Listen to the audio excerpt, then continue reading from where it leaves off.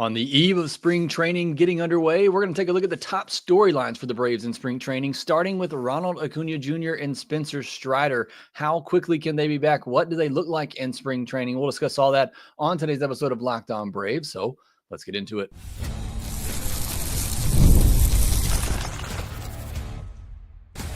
You are Locked On Braves, your daily Atlanta Braves podcast, part of the Locked On Podcast Network, your team every day.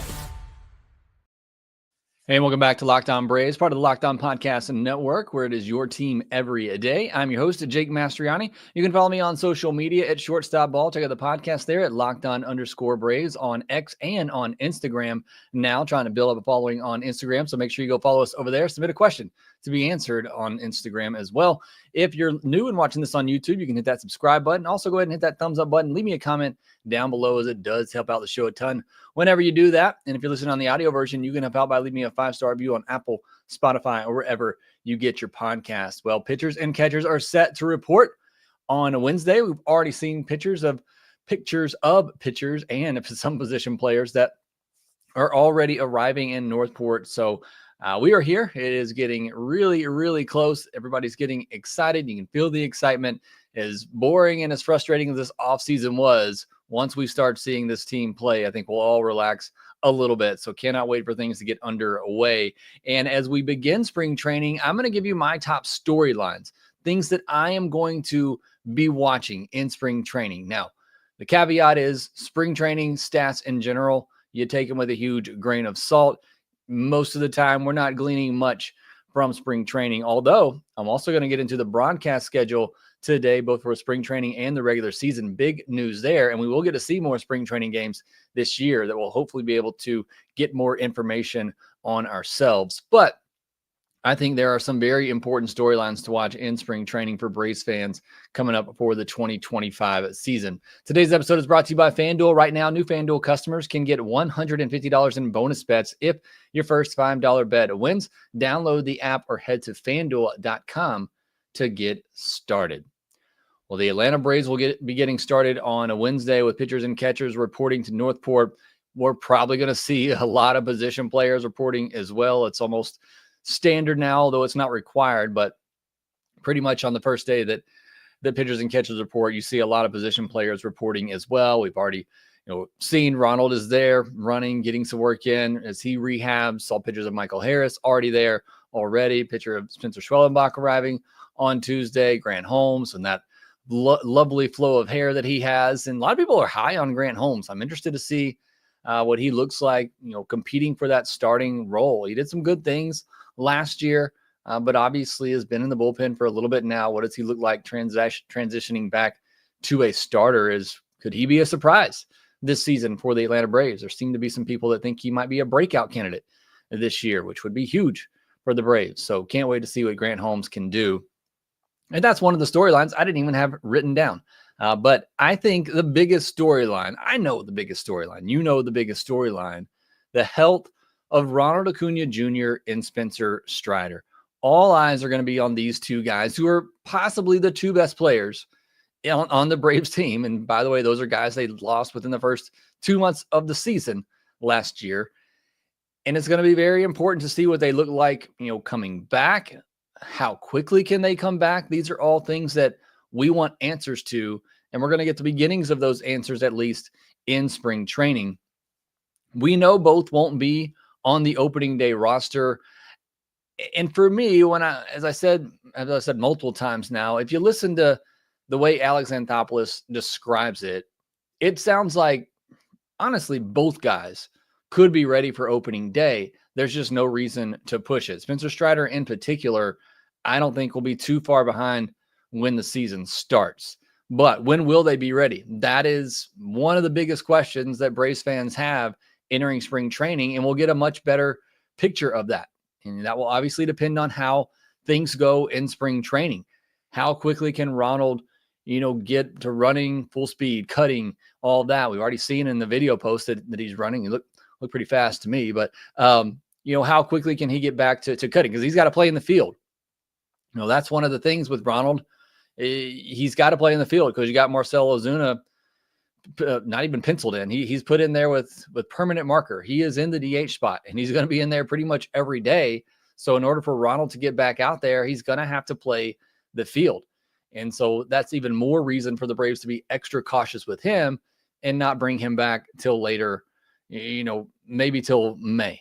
I know I got a question from somebody on Instagram asking me, do I think he'll be back on May 2nd? And I'll answer that over there. But I think the beginning of May is a pretty safe timeline. Like I said, I think physically, from what I've seen and kind of what I've heard Alex Anthopoulos say, I think he could be ready for opening day. And the fact that this injury, when it happened last year, was even earlier than when it happened the first time. So he's already had, more time to heal and get ready. And we're talking about him coming back even later than he did the first time that it happened, when he didn't have as much time. Now there's reasons for that. They want to make sure when Ronald comes back that he is, as close to 100% as can be, and that there's not any nagging injuries. In that 2022 season when he came back, not only was he not himself, but he was also constantly dealing with, hiccups here or there and having to sit out a game or two, just maintenance on that knee. I think that's going to happen either way. I think you can hold him out for a month if you want. I think there's still going to be some maintenance days that he needs on that knee. It's just the way that it goes. I mean, it's major knee surgery. So I think they're going to be extra cautious with him, try to make sure that he's as healthy as can be. But I think the biggest thing to watch during spring training is, where is Ronald physically? Does he have any setbacks? When can he start cutting on those knees? When can he play in the field? Do we see any games from him? I'd be a little surprised if we did, even if it were just to go up there and maybe have some dry at bats where he doesn't even swing, but just goes out there to get his feet wet, take some pitches, get the feel of being back in the batter's box again and somewhat live pitching. Maybe we get a little bit of that, but I wouldn't hold out hope for it. But I certainly would love to. I'd love to see him get, 10 at bats at the end of spring training or something, just to, kind of get that under his belt and then go into the AAA season. Again, I don't know how long of a rehab time. That's what we want to know. That's what we all want to find out in spring training. That's what I'm very curious to know. As for Spencer Strider, like I said, it sounds to me like he could be ready to go on opening day if they wanted to push it, but there's just no reason to. But I do think we get at least 1 or 2 starts of Spencer Strider in spring training, because I think he's going to be back second, third week of the season in mid-April sometime, unless there's a setback for him. And let's hope that's not the case. But if there aren't any setbacks for Strider, I think he's going to be back second or third week of April. But that'll be very telling by how many, if any, starts that he gets in spring training. I'm very hopeful. I'm more hopeful that we're going to get at least 1 or 2 Spencer Strider starts in spring training than I am seeing Ronald get some at-bats in spring training. But the other part with Strider, what does the velocity look like? He is somebody, he has admitted himself, he cannot be the same pitcher pitching at a low velocity. We saw what happened in the postseason a couple of years ago, where he was coming off that injury and pitching in Philadelphia, and he lost that velo. He threw 94 right down the middle to Rhys Hoskins, and the infamous bat slam that he had on that big home run. He has to be able to throw 97, 98, especially just being, a 2-pitch pitcher. He can get away with that when you're throwing 97, 98 and can command it with a wipeout slider, but he has to have that velocity. So that's something that we can look at and we can see and we can know, okay, does he have that velocity back? So that's the main thing I'll be looking at with Strider. Again, assuming that we get to see him at some point in spring training, make a start or 2. What does that velo look like? Obviously, might be a little bit rusty. What does the command look like for him? Those are all things I'm very curious to see in spring training.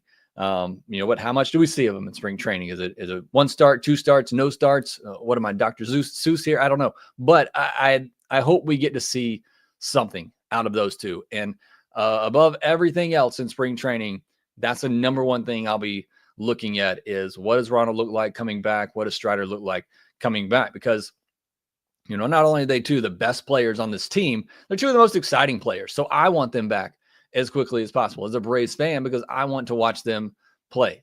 So hoping everything goes well in spring training, we do get those guys within the first month and a half of the season. And I think the second thing that I'm watching in spring training kind of goes along with the first, is the health of everyone else. I mean, you're coming off a season where you were just beaten up with injuries. How does Riley look coming off the the wrist injury? Is that fully healed and ready to go?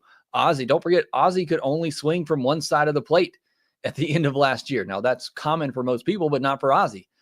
So can he hit from both sides of the plate again? What does he look like? How is he feeling? Chris Sale's back issue. Remember, he didn't get to pitch at the end of the year because had some back issues come up. What does that look like? Is he fully healthy and ready to go? And, Sean Murphy coming off a just disastrous season, getting hurt on opening day and just not really being Sean Murphy when he came back. What does he look like in spring training? Now the job seems to be his, and he is the primary catcher. Angel Perdomo, big left-handed pitcher that the Braves signed 2 off seasons ago now for this year. To have him come in, what does he look like? How rusty is he coming back? Does he have the command? Because he could be a big part of this bullpen. So, health is going to be a big thing to watch in spring training for all these guys who were injured last year coming back, and especially Ronald and Spencer Strider. So getting those guys back, making sure they're healthy, ready to go, keeping everyone else healthy, that is the biggest key for me in spring training. And that's usually a big key for a lot of teams. But with the year that the Braves had last season, I think it's even more imperative this year, just seeing how some of those guys are coming back, like a Ronald, like a Strider, like a Chris Sale, who, Riley, who ended the seasons injured. What do those guys look like in spring training? Are they ready to go? Are they 100%? Are they going to be a little bit delayed? What does that look like? And look, the Braves cannot afford to lose any more starters. And it feels like they always have a starter or two in spring training that has a setback and is delayed to start the year. They already kind of had that built in with Strider, who we know is not going to be on the opening day roster and will be delayed to start the year. But if that happens to anybody else, Schwellenbach, Lopez, Sale, the back issue flares up again on Sale, and they're not ready to go for opening day, you're looking at an opening day rotation now that could include a Grant Holmes and Ian Anderson and AJ Smith-Shawver, possibly a Davis Daniel or Dylan Dodd. And that's where not going out and getting that depth in the rotation, still time, something could happen, could really come back to hurt the Braves. Because again, it just feels like every year there is a pitcher or two for the Braves that has some sort of setback. It throws off their timeline, and they're going to be delayed to start the year. Seems like it happens every year for at least one or two pitchers. That cannot happen this spring training because they're already down a man or two. All right, next we'll get into some of the other top storylines of spring training, including a new hitting coach. What does that look like? What are his hitting philosophy styles? We get to see that in spring training. We'll discuss that and more here next.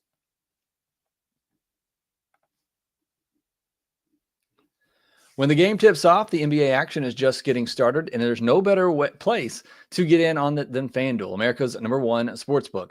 With FanDuel, you can place live bets throughout the game, so even if you miss the opening tip-off or want to bet on fourth quarter comeback, you can stay in the action. And if you're looking for a bigger payout, you can even combine your live bets into a same-game parlay.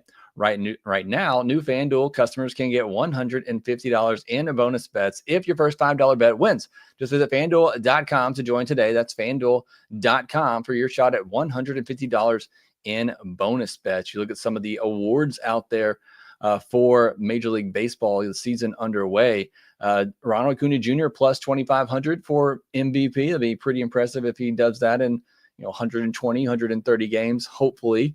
But you also have Chris Sale out there for the NL Cy Young. He has the 4th best odds at plus 1,100. You can see all that over at FanDuel.com. Also, make sure you visit FanDuel.com/play-safe for tools and resources to help you stay in control of the way that you play. Make every moment more with FanDuel, the official sports betting partner of the NBA. Thanks as always for making Locked On Braves your first listen of each and every day. Go check out Locked On MLB for your second listen, solely getting you caught up with everything happening around Major League Baseball. Make sure you're subscribed here on YouTube or wherever you get your podcast to Locked On Braves, as we are back to 5 days a week. Got a lot of coverage coming your way for spring training. So if you're as excited about the upcoming season as I am, make sure you are subscribed to Locked On Braves. We'll have a lot of content this spring training and throughout the season. Now, outside of the injury stuff that I'm watching, I think probably the next biggest thing that fans are going to be watching in spring training is the bullpen arms. And we're going to get more into position battles in a later podcast when we get ready to start games. But I think everybody is, and there's a lot of talk in Braves Twitter on Tuesday specifically about the bullpen. You got people who are absolutely just think this is the worst bullpen in baseball. You got some apologists who are trying to calm people down and say that it's still a top 5, top 10 bullpen in baseball. And I see arguments for both sides, not to try to straddle the fence here. If I did pick a side, I'd say this is still a top 10 bullpen in all of baseball. When you look at Raisel Iglesias, Pierce Johnson, Aaron Bummer, Dylan Lee, we're all hopeful for a Daysbel Hernandez. I mean, those are all really good arms. And Dylan Lee's been fantastic. Aaron Bummer's better than the numbers suggest. Pierce Johnson is the one that I worry about a little bit. He wasn't as locked down in the second half of last year, but there are still some really good arms in this. And the Braves have brought in some talented arms as well who could figure into the bullpen mix. But I am concerned about the lack of depth. I am concerned about 6, 7, 8 in the bullpen, but I would say the majority of teams out there are concerned with 6, 7, 8. At least the teams not named the Dodgers. Just about every team is concerned about their 6th, 7th, and 8th man in the bullpen. And keep this in mind too, assuming everybody stays healthy in spring training and Strider is back as early as I hope he could be, it's going to push either Grant Holmes or Ian Anderson to the bullpen, most likely, to give you another solid arm there. But there are plenty of names in camp, including some others that I'll talk about in the news portion of this segment or of this podcast. But there's 2 or 3 bullpen spots that are open. And I didn't mention Perdomo either. I think he's got a pretty good chance to be in the bullpen. So there's likely 2 spots open in the bullpen. What do these arms look like? How often do we get to see them in games? I think that's going to be one of the more intriguing parts of spring training, is just the battle for the bullpen, the battle for the last couple of spots in the bullpen. Who steps up in those roles? Does somebody really stand out? Are the Braves able to do something with all of these guys they brought in on minor league deals? Do they see something in them that they can turn into something special? Talked about yesterday some people that could surprise. Jordan Weems was one of the guys that I pointed out. Wander Suero as a veteran, Domingo Gonzalez as a prospect, a guy that I think has some potential. Some of the guys that we'll mention today, they brought in a Jake Diekman from the left side. I think it'd be really interesting. So they have plenty of arms, some that have had some success at the major league level in the past, but which one of them really stands out? Which one of them excels in spring training and grabs that job from the go? And it might come down to who is out of options, but I'm really excited to see what happens in the bullpen. And again, I think that's probably outside of just watching Strider and Acuña, evaluating the health of these players in spring training. I think the battle for the bullpen is going to be the most interesting battle to watch in spring training, because there's really not too many other battles anywhere else. Even in the rotation, I think it's been pretty obvious that unless Ian Anderson or Grant Holmes just falls flat on their face because they're out of options, they're going to get the start in the rotation to begin the year. So I can't wait to see how things shape up there in the bullpen and which arms stand out the most. The other thing that I'm really interested to see in spring training is Tim Hyers, the new hitting coach. It'll be our first glance to see his style, his hitting approach. Is there anything different? I'm hoping we get some comments from him, some clips of him talking about what kind of his goals are for the team this year, if there is going to be anything different, if it's going to be a more all fields approach, if it's going to be a more on base oriented type of attack, hitting for better average, getting on base, or is it still going to be the slug or nothing? Look, the players, the talent that you've got, it's built for power. I don't think that's going to go away, but do we see more of a concentrated effort on working at bats, taking your walks, getting on base, stuff we don't really see the Braves do a ton of? Do we see more of an emphasis on stealing bases? Something I don't think the Braves do a particularly great job of. Now, part of that is, Ronald obviously got injured last year. Michael Harris had hamstring issues. Ozzie hasn't necessarily been the best base stealer that he probably could be. So there's just not a lot of options up and down the lineup. But I'm very curious to see and hear from Tim Hyers and have him talk about, kind of what his goal is for the team this year. What are some of his ideas? I think that could be very crucial to this offense and the way that things play out this year. I personally am hoping to see more of an all fields approach instead of just a boom or bust mentality. Look, the Braves can do some things differently. 2023 seems like a huge outlier at this point in the good way. 2024 seems like a huge outlier in the wrong way. Can we kind of meet in the middle somewhere and just be a really good offense like they have been for most of this run that they're on? But I'd love to see more balance up and down the lineup. I think, going and getting a guy like Jerickson Profar kind of speaks to that. A guy that does get on base, walks over 10% of the time. So is that kind of the way that Tim Hires and his offense is going to go? I'm really curious to see and hear his thoughts on that in spring training. It'll be our first look at what that is going to be, or what that could potentially be. So I can't wait to hear some of those conversations with him and the conversations he's having with the hitters. Hopefully get some inside information on that. Chipper is listed as a hitting consultant again on the team website. I think he was removed from that last year, but just looking at the coaches today for the Braves roster, Chipper is listed on there as a hitting consultant. I hope that that's the case, that he is back in the fold and that we see him at spring training. And I'd love to see him working with Tim Hires and obviously working with the players there to try to get them, going again after a rough season. So hopefully we see a lot of Chipper in spring training. Don't know if that's the case. I know he took off last year because he wanted to spend more time with his family and all his boys, but hopefully we do get a good bit of Chipper in spring training as well, helping out. So those are some of the key things that I'm watching. Again, we'll talk more about the position battles later in spring training as we get closer to games, but just things that I will be hyper focused on in spring training are Ronald and Strider specifically. What do they look like? What could their timelines be like?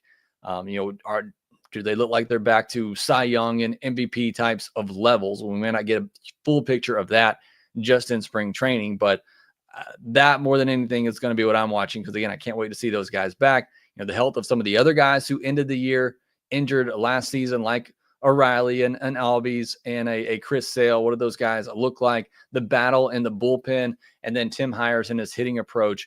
I think those are the key things that I'll be watching for in spring training. But let me know in the comment section down below, what are you most interested to see in spring training? What will you be keeping your eyes on? Let me know down in the comments below.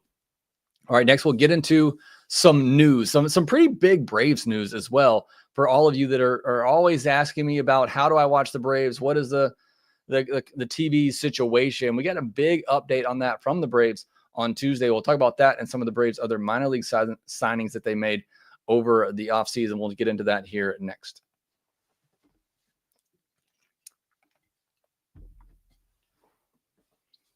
Well, the Braves continue to bring in some arms on minor league deals. They signed Chad Kuhl, which we knew and talked about last week. Dylan Covey and Jake Diekman, 2 minor league deals with spring training invites. Again, we talked about Kuhl already. I'm interested to see what the Braves do with him. I think I've said interested a lot in this podcast, so I apologize for that. But I want to know if they are going to try to turn him back into a starter. They did keep him as a multi-inning reliever, or do they try to pick 2 pitches for him because he throws a bajillion of them? Do they just pick 2 pitches that he has and focus on that and see if they can turn him to a legitimate reliever? Do they have 2 pitches there that he can really just go with to be a solid starter setup type of arm? Diekman is somebody, I've mentioned him a couple of times because, again, I think he is somebody, here's that word again, that's really interesting. As a left-handed guy, he is 38 now, one of the few players that are still older than me, so that's always awesome to see. It makes me feel good. Very high walk rates in his career, but also big strikeout potential, and he's never had an expected batting average over 221. And that 221 XBA came last year. So maybe does mean that there is some decline, and certainly would expect that at 28 years old. And you also might think as a lefty reliever, he could be somebody that comes in as a lefty specialist, and perhaps that's the case, but the splits for him on his career are split. Lefties hit 157 off him with a 569 OPS last year, while righties hit 238 with a 991 OPS, slugging 6 home runs and 63 at bats. So last year he did dominate lefties, but in 2023 it was the opposite. Righties hit just 151 off of him compared to 229 for lefties. And throughout his career, again, the splits are very even, both left, right. He has a 4-seamer. It was down 1 mile per hour last year. Again, kind of seeing some of that decline. A sweeper and changeup both had whip rates over 30%. So there is some, you can't call it upside for a 38-year-old, but maybe a little bit of a bounce back from what we saw last year from Jake Diekman, who's been a really good reliever in the past. Dylan Covey is a right-handed pitcher who didn't pitch in the majors last year, but he had good numbers at AAA, allowing just 2 earned runs on 9 hits, but did have 7 walks in 15 innings with 16 strikeouts. He pitched for the Phillies and Dodgers in 2023, posting a 3.77 ERA and a 1.51 whip in 43 innings with 30 strikeouts. It's a mid-90s sinker to go along with the cutter and slider. But I'd say of that group, Diekman is the one that I'm most excited about, just because it's a little bit of a funky delivery from the left side, can be deceptive. He still throws, plenty hard and has that sweeper as well that gets the swing and miss. So he's somebody definitely will keep my eye on in spring training. Now, here's the big news from the Braves press release. If you missed it, they talked a lot about the broadcast plans for this year and how you can watch the Braves, which is what we're all wondering. And the year 2025, we still are trying to figure out how we can watch our favorite team in our local area. I think the biggest thing in this press release for fans is that they now can subscribe to the FanDuel Sports Network app for $20 a month to watch most Braves games. It's where the majority of Braves games are going to be televised this year, is on the FanDuel Sports Network, which took over for Bally. If you missed all that in the offseason, I think it might have happened even at the end of last year. It is the FanDuel Sports Network, and that's where you're going to be watching those games. So now you can subscribe to that, $20 a month, and get all the Braves access. I think you get access to the Hawks if you want to watch that as well, because they've already been doing that for the Hawks this offseason. So you may already be familiar with that, but it's the same thing. So, if you didn't want to pay $80, $90, whatever, YouTube TV, which you don't get them on YouTube TV anyway, but I think DirecTV Stream, which is what I used in the past, is like $100. I used Fubo TV last year. They're like $75, $80, $90, I think even. They always just keep going up. So if you don't want to spend that much just to watch the Braves, you can pay $20 a month and watch them through the FanDuel Sports Network app. So I think that is very cool and going to be something that's very good for fans to have that don't want to pay for a DirecTV Stream or a Fubo or something like that. You can just spend $20 a month and get the games in the app. However, that might not be necessary, because they also said in this press release that the FanDuel Sports Network will also be available via Prime Video for customers living within each team's designated geographic area. Now, they did say timing for this launch and purchasing specifics were not announced yet. So if this is included with Prime, which a lot of people have, that's awesome, because then I don't have to purchase anything extra and I can watch Braves games through Amazon Prime. That would be ideal. However, there's probably going to be some sort of purchasing price with this as well to watch them through Amazon Prime. I'd imagine if there is, it's going to be all the same prices as what the app is, but could be another way for you to watch Braves games if you're in market. So this, from what I understand, would be for in market. If you're in the Georgia Southeast area, that you could watch in market games through Amazon Prime. So it's another way that you could watch this year. So I think that's pretty exciting for fans, getting more ways to stream games. That's always exciting. Of course, I wish it was just available on more streaming options and there were no blackout restrictions for MLB TV. That is the hope. That is the goal one day. But I do like the progress that we're making, that there are multiple ways that you can watch Braves games, because we need baseball. We need our favorite teams to be more accessible. And that hasn't really been the case the last several years now. Now, as far as spring training broadcast schedule, FanDuel will broadcast 7 spring training games. Gray Media will broadcast 10, and there will be a ton of other games broadcast just strictly through MLB.com or MLB.tv. If you go look at the Braves schedule in list view, so you go to MLB.com/Braves/schedule and you look at the schedule in list view, it will tell you right there what games are going to be on TV and where they're going to be broadcasted. I went through the list. The first game is not being broadcasted, unfortunately, but the second game will be on MLB Video. So again, you could watch that on Braves.com. It'll be streaming right there on the front page. Or if you have MLB.tv, you can watch it through there. There are no blackouts during spring training, thank goodness. In total, 24 games will be broadcasted on TV in spring training. That's a lot more than we've gotten in the past. So that is certainly good news. And again, if you have an MLB.tv subscription, you should get access to all of those, no matter where it's broadcasted, FanDuel, MLB, Gray. You should get all of those right there in your MLB.tv app. So cannot wait for that. That's very exciting news for those of us looking for easier ways to watch our favorite baseball team, because it should not be as difficult as it has been. Now, some other news around baseball. Looks like Kershaw is going back with the Dodgers. Again, same thing that I said with Kike Hernandez yesterday. You know what? The sun is also hot. And these are two things that we all have known for a long time. Kershaw going back to the Dodgers. Ty France signing with the Twins as well. And Kenley Jansen going to the Angels, 1 year, $10 million. So another big reliever going off the board. So that's all the news of the day. Thank you so much for joining. Jen C. Gordy says last year was a disaster trying to watch TV. I had Fubo TV last year and it was fine. But again, I think I was paying $80, $90 a month for basically just to watch Braves games, because I really don't need it for anything else. There's nothing else that I watch during baseball season than baseball. So it's just very expensive. And again, I wasn't able to watch it, on the streaming platforms that I enjoy. Nothing against Fubo. It was fine. But yeah, and I've tried to do the whole, VPN thing to watch it on MLB.tv. Like, you can do that. It's just sometimes the IP gets blocked and you got to change. It becomes a mess. It shouldn't be that difficult. I shouldn't have to be, downloading an Express VPN so that I can watch my favorite team. It's just make it easy. Make it a lot easier on us fans to be able to watch our favorite teams. And hopefully we are getting back to that this year and going forward.